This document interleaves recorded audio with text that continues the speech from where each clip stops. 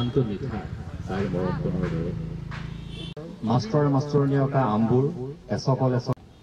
আমৰ চেক লগা ফুটফুটীয়া তাইৰ ফ্ৰকটোৰ দৰে ধুনীয়া বেঞ্চত বহি তাই কিজানি ভাবে চিত্ৰ অভিনেতা অক্ষয় কুমাৰে আমক এটা ৰাজনৈতিক নহয় এইটো শুনাই নাছিলোঁ প্ৰথমবাৰ শুনিলোঁ ৰাজপথৰ কবিতা কাৰণ নগাঁৱত ইমান এটা পুৰণি অনুষ্ঠান আৰু 1 টকাত কবিতা পুথি প্ৰকাশ কৰি আছে প্ৰায় বেলেগ বেলেগ অসমৰ বিভিন্ন বিদগ্ধ কবিসকলে সেইবিলাক সম্পাদনা কৰে আৰু প্ৰত্যেক বছৰে 1 টকা মূল্যৰ কিন্তু খুব চেক হিচাপে 1 টকা কিন্তু তাৰ লগত আকৌ আমাৰ কিবা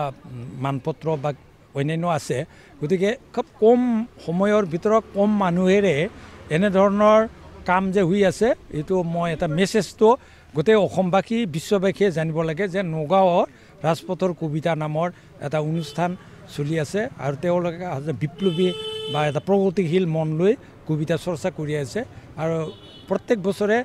অসমৰ বিভিন্ন প্ৰান্তৰ তেনেকুৱা ব্যক্তিৰ কবিতাক তেওঁলোকে সন্মান প্ৰদৰ্শন কৰি আছে এইবাৰ ধনদাসলৈ এই বঁটাটো গৈছে গতিকে মই নিজে অন্যতম এই অনুষ্ঠানটোৰ কি বুলি ক'ম এটা অতিথি হিচাপে উপস্থিত ৰাখিবলৈ পাই গৌৰৱবোধ কৰিছোঁ ধন্যবাদ কবিতা লিখি বঁটা পাম বুলি ভবা নাছিলোঁ প্ৰথম কথা আৰু মই কবিতাৰে বিপ্লৱ কৰি আছোঁ কবিতাত মই দুটা কথাই কওঁ কবিতাত দুটা পংক্তি কবিতাৰ দুটা পংক্তি কবিতাত মই সেই শিশুটো যিটো মেটাৰনিটি ৱাৰ্ডত টাৱলেৰে মেৰিয়াই থোৱা সেই শিশুটো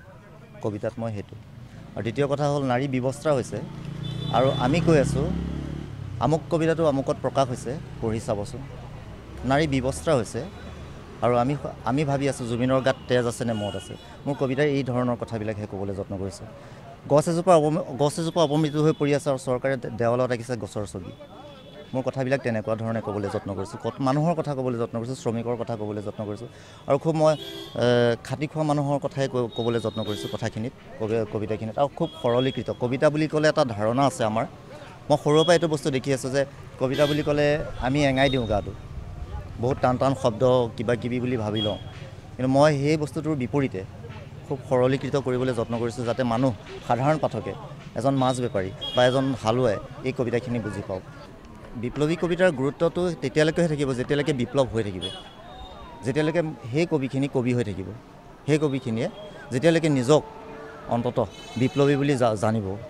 তেতিয়ালৈকেহে বিপ্লৱ চলি থাকিব যিদিনাখনে বিপ্লৱী সত্তা বেচা যাব সেইদিনাখনে বিপ্লৱ বন্ধ হ'ব মই তেনেদৰে ভাবোঁ